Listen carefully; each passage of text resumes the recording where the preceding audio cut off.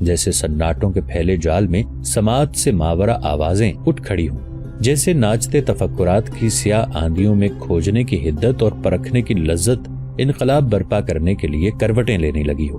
بدلتی ہوئی حالت کے باوجود سلطان نے ان کے خلاف فی الفور کوئی قدم نہیں اٹھایا، اس لیے کہ اس امر کی تحقیق کرنا ضروری تھا کہ ان دونوں کا لباس اور شکل و صورت مومنوں جیسی تھی۔ اس پر نور الدین نے فوراً فیصلہ کیا۔ اپنے کچھ محافظوں کو اس نے ان کے پاس ٹھہرنے کا حکم دیا۔ باقیوں کو لے کر سلطان شہر کے اکابرین کے ساتھ اس مکان کی طرف گیا جو ان دونوں زائرین نے اپنی رہائش کے لیے لے رکھا تھا۔ کہتے ہیں وہ ایک چھوٹا سا مکان تھا جس میں انتہائی مختصر سا سامان تھا، جو اس مکان کے مکینوں کی زاہدانہ زندگی کی شہادت دیتا تھا، اور اس پر مستداد یہ کہ اس شہر کے سب لوگ ان دونوں کی تعریف میں بھی رطب اللسان تھے۔ سلطان نے بڑے غور سے مکان کا جائزہ لیا، بڑے غور سے ایک ایک چیز کو دیکھا۔ بظاہر کوئی قابل اعتراض چیز اسے دکھائی نہ دی تھی، اس کے باوجود سلطان مطمئن نہیں تھا، اس لیے کہ خواب میں اس نے انہی دو اشخاص کو دیکھا تھا۔ پھر حضور صلی اللہ علیہ وآلہ وسلم نے ان کی طرف اشارہ بھی کیا تھا، لہٰذا سلطان کو پختہ یقین تھا کہ معاملے کے اندر کچھ نہ کچھ ہے۔ اس مکان کے اندر گھومتے ہوئے سلطان نور الدین زنگی کے ذہن میں حضور صلی اللہ علیہ وآلہ وسلم کا چہرہ مبارک گھوم جاتا تھا۔ وہ یہ بھی سوچتا تھا کہ ان دونوں کی طرف اشارہ کرتے وقت حضور غمگین تھے، لہٰذا اس نے تہیہ کر لیا تھا کہ اس معاملے کی تہ تک وہ ضرور جائے گا۔ سارے مکان کو اچھی طرح دیکھنے کے بعد سلطان نور الدین زنگی نے اب اس مکان کے فرش کو ٹھونک بجا کر دیکھنا شروع کیا، لیکن فی الفور کوئی سراغ نہ ملا۔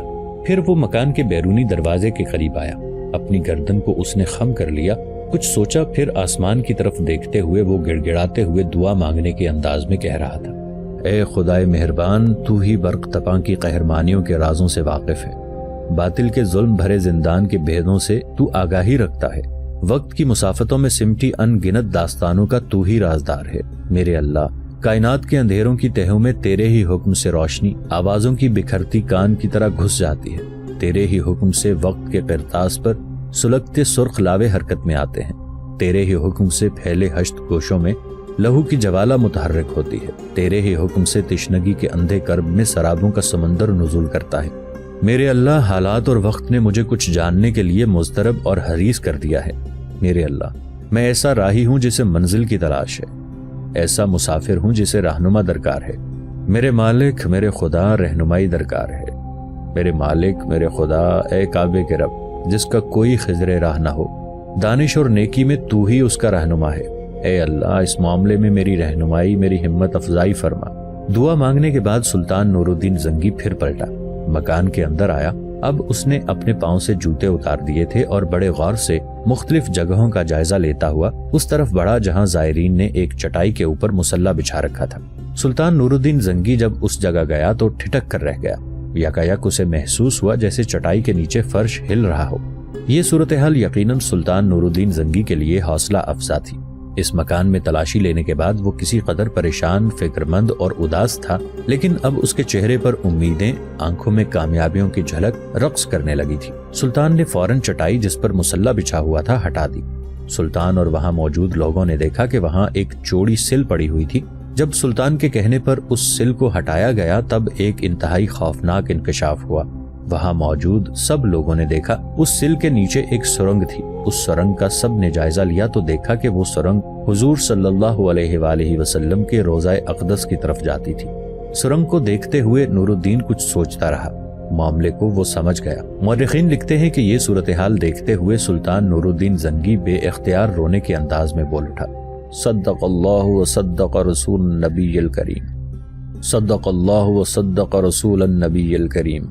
مدینۃ النبی کے سادہ لوگ ان بھیڑ نما بھیڑیوں کی یہ حرکت دیکھ کر پریشان اور ششدر رہ گئے تھے۔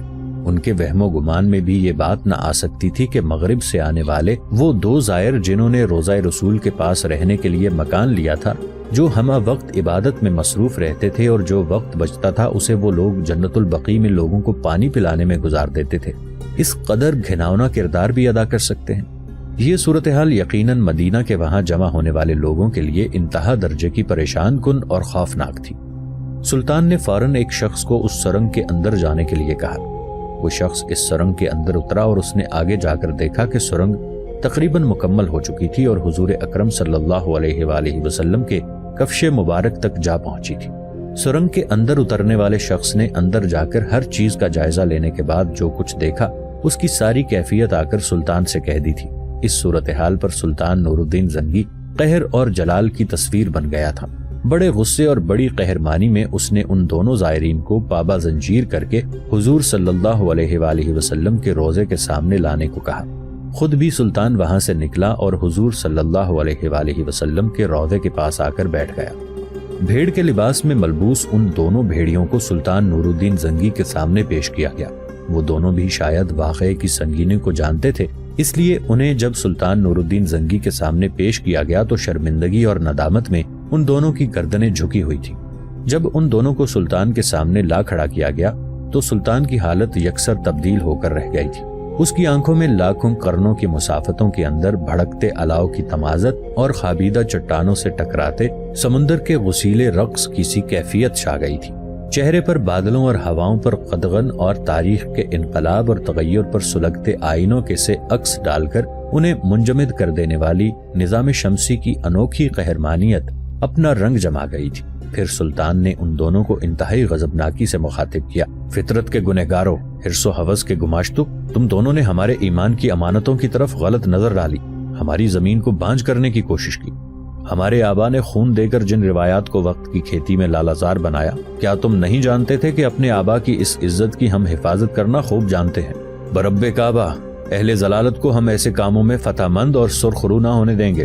تم جیسے لوگوں کے خلاف میری قوم کے فرزند سحر کی شعاؤں، قہر کے سیلابوں، گرجتے بادلوں، کڑکتی برق کی طرح حرکت میں آ کر تم ایسوں کی قوت کو ٹھیکرے کی طرح خشک کرنے کی جرت اور ہمت بھی رکھتے ہیں۔ تم لوگوں نے تاریکیوں کو روشن کرتی کرنوں کو شب کی زنجیروں میں جکڑنے کی کوشش کی، ہماری ایسی روایات کے خلاف دشمنی کا اظہار کرنے کی کوشش کی جن کا ہر لمحہ ہمارے لیے منزل کا سنگ میل ہے۔ تم نے ہماری شرافت نفس، انسان دوستی، رحم و عدل و انصاف کا غلط اندازہ لگایا ہے۔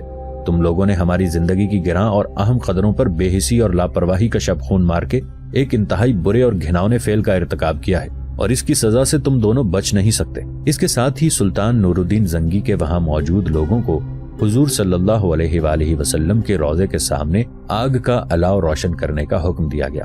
اس کے بعد سلطان نے انتہائی غصے اور غضبناکی میں ان دونوں ملزموں کو مخاطب کیا۔ جو کچھ میں پوچھنے لگا ہوں اس کا جواب سچائی پر رہتے ہوئے دینا۔ دروغ گوئی، جھوٹ، فریب اور منافقت سے جواب دو گے تو یاد رکھنا تم دونوں کی وہ حالت بنا دی جائے گی کہ تم موت کو پکارو گے، موت تم سے بھاگے گی اور زندگی تم دونوں کے منہ پر تھوکتی ہوئی نکل جائے گی۔ حقیقت کو چھپانے کی کوشش مت کرنا، یہ بتاؤ کہ تم دونوں کون ہو اور اس ناپاک حرکت سے تمہارا کیا مقصد ہے؟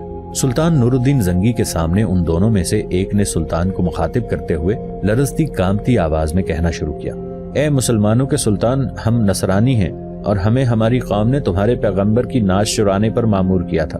ہم اپنے مذہب و ملت سے محبت کرنے والے ہیں اور ہمارے نزدیک اس سے بڑھ کر اور کوئی کار ثواب نہیں، سو اے مسلمانوں کے بادشاہ، ہم یہ کام کرنے پر رضامند ہو گئے۔ پھر دیکھو، ایسا ہوا جب ہمارا کام کا تھوڑا سا حصہ باقی رہ گیا تو ہمیں ایسا محسوس ہوا جیسے قیامت برپا ہونے لگی ہو، اور نیلگوں آسمان کے آفاق پر ایک ایسا طوفان تھا جس سے انسانی دل لرز اٹھے۔ پھر جس روز ہم تمہارے پیغمبر کی ناش کے قریب پہنچے تو ہمیں ایسا لگا کہ جیسے ایک طوفان قہرمانیت کو اپنے کندھے اور چھانوں پر اٹھائے زلزلے کی صورت میں اس زمین پر نازل ہوا ہو، اور وہ اس زمین کی سطح کو پاتال میں بدل دے گا۔ اے بادشاہ، ہم نے ان سارے واقعات کو دیکھتے ہوئے کچھ دنوں کے لیے اپنے کام کو بند کر دیا، اس لیے کہ جو حالات رونما ہوئے تھے ان سے ہم خوفزدہ ہو گئے تھے، ہمیں اپنے جانوں کے لالے پڑ گئے تھے۔ ایسا لگتا تھا جیسے موت اور مرگ ایک عذاب کی صورت میں ہم پر نازل ہونے والی ہو، اور پھر ہم نے اپنے کام کو ادھورا چھوڑتے ہوئے واپس جانے کا بھی ارادہ کر لیا تھا۔ پھر ہم نے سوچا کہ اتنی لمبی مسافت طے کر کے ہم جس کام کے لیے آئے ہیں اسے ہم ادھورا چھوڑ دیں گے تو اپنے لوگوں کے سامنے ہماری کیا عزت، کیا وقت رہ جائے گی؟ وہ ہم پر لعنت بھیجیں گے، ہم پر تھوکیں گے کہ جب ہمارا کام مکمل ہونے والا تھا تو ہم چھوڑ کر بھاگ نکلے۔ سو ہم نے ہمت سے کام لیا اور چند دن رک کر ہم نے اس خوف پر قابو پا لیا جو سرنگ کا آخری حصہ کھودتے ہوئے ہم پر طاری ہو گیا تھا۔ لیکن اے بادشاہ، تم وقت پر پہنچ گئے اور ہمیں گرفتار کر لیا، ورنہ ہم اپنا کام دوبارہ شروع کرنے والے تھے۔ کاش ہم اپنے مقصد میں کامیاب ہو گئے ہوتے۔ کہتے ہیں سلطان نور الدین زنگی کا پیمانہ صبر لبریز ہو گیا تھا، اس کے چہرے کا رنگ تپ کر سرخ ہو گیا اور اس کی آنکھوں کے اندر وقت کی بدترین قہرمانیاں اپنا رنگ جما گئی تھیں۔ پھر کڑکتی ہوئی آواز میں سلطان نے ان دونوں کو مخاطب کیا، کائنات کے بدترین ملونوں، شیطان کے غلیظ ترین گماشتوں، تم نے جو حرکت کرنے کا ارادہ کیا ہے اس کی پاداش میں تم لوگوں کو بدترین سزا کا سامنا کرنا ہوگا۔ تم لوگوں کو کوئی حق ہی نہیں پہنچتا کہ خدا کی اس سرزمین پر چلتے پھرتے نظر آؤ۔ تم دونوں ایک گھناؤنے فعل کے مرتکب ہوئے ہو جس کے لیے معاف کیے جانے کا سوال تک پیدا نہیں ہوتا۔ میری نگاہوں میں اس وقت تک تم خدائے قدوس کی اس انعام میں بدترین انسان ہو اور اپنے اس جرم کی بنا پر بدترین سزا ہی کے مستحق ہو۔ کاش تمہیں معمور کرنے والے اس وقت تمہارے روبرو ہوتے تو میں ان کے لیے بھی بدترین سزا تجویز کرتا۔ اس کے بعد سلطان نے ان دونوں مجرموں کو آگ کے بھڑکتے ہوئے الاؤ میں ڈالنے کا حکم دے دیا۔ یہ حکم ملتے ہی انہیں آگ میں پھینک دیا گیا۔ یوں وہ دونوں اپنے بد انجام کو پہنچے۔ کہتے ہیں ان دونوں کو سزا دینے کے بعد سلطان پر ایسی رقت طاری ہوئی کہ روتے ہوئے اس کی ہچکیاں بند گئی تھیں۔ کافی دیر تک وہ حضور صلی اللہ علیہ وآلہ وسلم کے روضہ مبارک سے لپٹ کر روتا رہا۔ مدینہ منورہ کی گلیوں میں گھومنے لگا اور رو رو کر کہتا تھا، اتنی سعادت کہ حضور نے اس کام کے لیے میرا انتخاب کیا۔ جب سلطان سنبھلا تو اس نے سب سے پہلا حکم یہ دیا کہ حضور صلی اللہ علیہ وآلہ وسلم کے روضے کے گرد ایک گہری خندق کھود دی جائے اور اسے سیسے سے بھر دیا جائے تاکہ آنے والے دنوں میں پھر کوئی ملعون ایسی حرکت نہ کر سکے۔ سلطان کے حکم پر ایسی گہری خندق کھودی گئی کہ زمین سے پانی نکل آیا۔ لوگوں نے بڑی تگ و دو اور بڑی جانفشانی سے اس کار خیر میں بڑھ چڑھ کر حصہ لیا۔ مستقبل میں حضور صلی اللہ علیہ وآلہ وسلم کے روضے کی حفاظت کی خاطر پھر سلطان نے سیسا پگھلا کر اس خندق میں بھر دیا تھا کہ پھر کوئی دشمن دین ایسی حرکت کرنے کی جسارت نہ کر سکے۔ اس سارے کام سے فارغ ہو کر سلطان نے اپنے رب کے حضور سجدہ شکر ادا کیا اور واپس لوٹ گیا۔ مورخین لکھتے ہیں کہ روضہ رسول صلی اللہ علیہ وآلہ وسلم کے گرد یہ سیسے کی دیوار آج بھی موجود ہے اور انشاءاللہ ابد تک رہے گی۔ اس سے بڑھ کر سلطان نور الدین زنگی کی مغفرت کا اور کیا سامان ہو سکتا ہے۔ آج بھی اہل مدینہ سلطان نور الدین زنگی کا نام انتہائی محبت اور احترام سے لیتے ہیں اور اس کا شمار ان نفوس قدسیہ میں کرتے ہیں جنہیں محب رسول ہونے کا حق حاصل ہے۔ سلطان نور الدین زنگی مدینہ منورہ سے لوٹ آیا تھا۔ اس وقت لشکر کے ایک حصے کے ساتھ شیرکو نے حلب میں قیام کیا ہوا تھا، جبکہ لشکر کے ایک اور حصے کے ساتھ مجد الدین صلیبیوں کی سرحدوں کی طرف تھا۔ یہاں تک کہ طرابلس کے حکمران ریمنڈ کو ان حالات میں شرارت سوچی، لہٰذا اس نے ایک لشکر کے ساتھ اپنے علاقوں سے قریب ترین جو مسلمانوں کے علاقے تھے ان کے اندر تاخت و تاراج کا کھیل کھیلنا شروع کر دیا تھا۔ سلطان کو جب ریمنڈ کی اس شرانگیزی کی اطلاع ملی تو اس نے فوراً جو لشکر اس کے پاس تھا اس کے ساتھ طرابلس کا رخ کیا۔ ریمنڈ کو جب خبر ہوئی کہ سلطان منزل پر منزل مارتا ہوا اس کی سرکوبی کے لیے آ رہا ہے، تب وہ خوفزدہ ہو کر حصص الاکراہ کے نام کے قلعے میں محصور ہو گیا۔ قلعے میں پہلے سے بھی صلیبیوں کی بڑی تعداد جمع تھی اور ان میں یورپی جنگجو بھی شامل تھے۔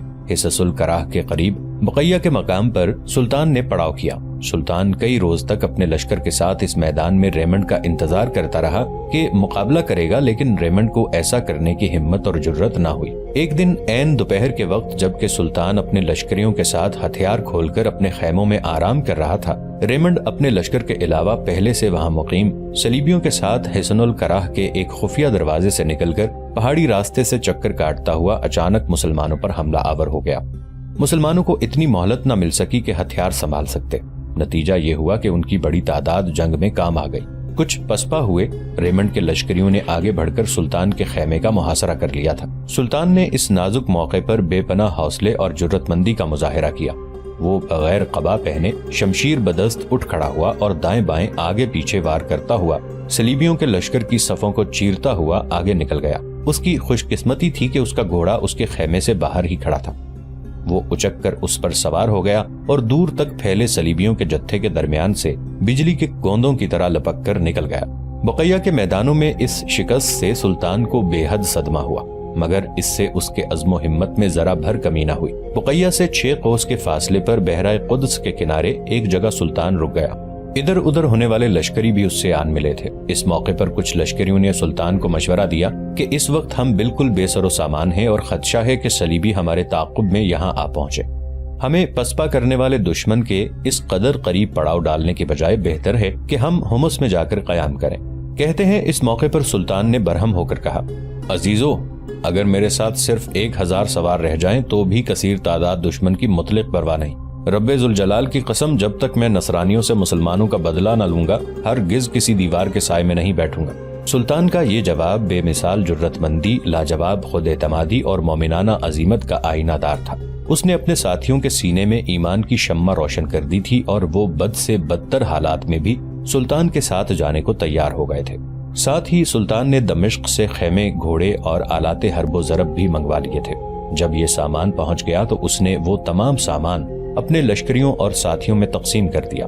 اس کے علاوہ اس نے 2 لاکھ دینار ان لوگوں میں تقسیم کیے جن کے لواحقین اس معرکے میں شہید ہوئے تھے، اور ان کی جگہ ان کے عزیز و اقارب کو لشکر میں لینے کا حکم دیا۔ اس طرح چند دن کے اندر اندر اس نے پھر اپنی کمی کو پورا کر لیا۔ مورخین کہتے ہیں کہ جب سلطان اپنے لوگوں میں یہ سامان تقسیم کر رہا تھا، اس کے جوانوں نے مشورہ دیا کہ لوگ جس طرح نقصان کا دعویٰ کرتے ہیں اس پر ان سے حلف لینا چاہیے اور اسی طرح ان کے نقصان کی تلافی کی جانی چاہیے۔ سلطان نور الدین زنگی کی فیاض طبیعت کو یہ گوارا نہ ہوا کہ کسی لشکری کے بیان پر شک کرے۔ اس نے حکم دیا کہ کسی شخص سے ہرگز حلف نہ لیا جائے، وہ جو طلب کرے اس کو دے دیا جائے۔ میں ان کو تھوڑا یا بہت جو کچھ بھی ان کو دیتا ہوں، اس میں ثواب بھی میرے پیش نظر ہوتا ہے۔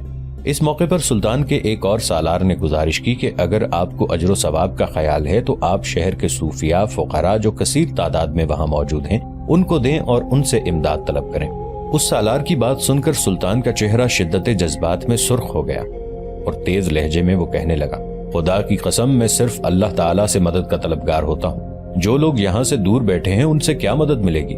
جو جہاد فی سبیل اللہ کے لیے نرم بستر چھوڑ کر تیروں کے سائے میں شب و روز گزارتے ہیں، ان کا حق چھین کر دوسروں کو کیسے دوں؟ بیت المال کا سب سے زیادہ حق تو انہی لوگوں کا ہے جو تلوار کی بارش میں دشمنوں سے لڑتے ہیں اور احیاء کلمت الحق کرتے ہیں۔ سلطان نور الدین زنگی کا یہ مجاہدانہ جواب سن کر ایسے مشورے دینے والے سب لوگ خاموش ہو گئے اور وہ نہایت دریا دلی سے اپنے لشکریوں میں مال و اسباب تقسیم کرتا رہا، یہاں تک کہ سب کی تالیف قلوب ہو گئی اور ہر شکست کی ناخوشگوار یادیں ان کے دلوں سے محو ہو گئی۔ بقیہ کے میدان میں سلطان کو پسپا کرنے کے بعد نصرانیوں نے ارادہ کیا کہ آگے بڑھ کر حمص شہر پر قبضہ کر لیں، لیکن جب ان کو معلوم ہوا کہ سلطان کے ارد گرد اس کے لشکری بڑی تعداد میں جمع ہونا شروع ہو گئے ہیں، کہیں ایسا نہ ہو کہ سلطان کو ایسی بدترین شکست دے کر اپنی جانوں کے لالے پڑ جائیں، لہٰذا انہوں نے اپنا یہ ارادہ ترک کر دیا۔ سلطان نصرانیوں سے حسن الاکراہ سے اپنی پسپائی کا انتقام لینے کے لیے نکلنا ہی چاہتا تھا کہ عالم اسلام میں ایک طوفان اٹھ کھڑا ہوا۔ وہ یہ کہ مصر سے شادر نام کا ایک شخص سلطان کی خدمت میں حاضر ہوا اور مصر کے حالات سے متعلق اس نے سلطان سے مدد طلب کی۔ مصر کے حالات کچھ یوں تھے کہ وہاں فاطمی خلافت قائم تھی اور خلافت فاطمی کی شان و شوکت اور سطوت کا انحطاط 5ویں صدی ہجری یعنی 11ویں صدی عیسوی میں شروع ہو چکا تھا۔ تاہم جب تک 5واں خلیفہ مستنفر باللہ زندہ رہا، فاطمی خلافت کی ظاہرہ آب و تاب کسی حد تک قائم رہی۔ اس کی وفات کے بعد یہ ظاہری ڈھانچہ بھی درہم برہم ہونا شروع ہو گیا۔ فاطمی خلافت کے اسی انحطاط کا فائدہ اٹھاتے ہوئے صلیبیوں نے شام اور فلسطین میں کافی علاقے فتح کر لیے جو خلافت مصر کے زیر اثر تھے۔ اگر فاطمی حکمران اپنی ابتدائی ناکامیوں سے عبرت حاصل کرتے اور اپنی توجہ تمام تر صورتحال کی اصلاح پر مرکوز کرتے تو شاید مصر کو آنے والے سالوں کی اس تباہی اور خونریزی سے دوچار نہ ہونا پڑتا جس نے خلافت کے جاہ و جلال کو ہمیشہ کے لیے خاک نامرادی میں دفن کر دیا۔ حقیقت یہ ہے کہ اس زمانے میں مصر کے خلفاء کی حیثیت ایک شطرنج کے شاہ سے زیادہ نہ تھی۔ اصل طاقت وزراء کے ہاتھ میں تھی۔ مدعیان وزارت ہر وقت باہمی چپقلش، جنگ و جدل اور طاقت و زور آزمائی میں مصروف رہتے تھے۔ جو جیت جاتا وہی سلطنت کے سیاہ و سفید کا مالک بن بیٹھتا تھا۔ خلیفہ کی مجال نہ تھی کہ اس کی مرضی کے بغیر ایک قدم بھی اٹھائے۔ وہ ہر حالت میں برسر اقتدار آنے والے وزیر کے اشاروں پر چلنے پر مجبور ہوتا تھا۔ فاطمی خلیفہ مستنصر باللہ نے اپنے ہاتھوں سے بیت المقدس کو کھو کر وفات پائی تو اس کے بعد عامر بحکام اللہ، پھر حافظ الدین اللہ، اس کے بعد ظافر امر اللہ یکے بعد دیگرے مصر کی مسند خلافت پر بیٹھے۔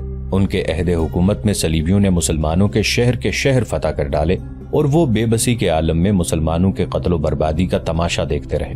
کہتے ہیں خلیفہ عامر بے احکام اللہ خلیفہ بنا تو اس قدر کم عمر تھا کہ تنہا گھوڑے پر بیٹھ نہ سکتا تھا۔ اس کے عہد میں صلیبیوں نے عکا، طرابلس اور کئی دوسرے شہر فتح کر لیے۔ اس کے علاوہ یروشلم کے بادشاہ بالڈوین نے مصر میں داخل ہو کر وہاں کے شہریوں کو ذبح کر ڈالا، مکانات لوٹ لیے، مسجدوں کو آگ لگا دی۔ لیکن حیرت ہے خلیفہ کو اپنی مجلس عیش و نشاط چھوڑ کر صلیبیوں کے مقابل آنے کی توفیق نہ ہوئی۔ اگر اس موقع پر یروشلم کا بادشاہ بالڈوین بیمار ہو کر واپس نہ چلا جاتا تو مصر کو اس سے بھی بڑی تباہی کا سامنا کرنا پڑتا۔ مزید بدبختی یہ کہ جب عامر بأحکام اللہ کو ایک باطنی نے قتل کر دیا اور حافظ الدین اللہ 60 سال کی عمر میں مسند خلافت پر بیٹھا تو اس کے عہد میں سسلی کے بادشاہ راجر نے اپنے بحری بیڑے کے ساتھ افریقہ پر حملہ کیا۔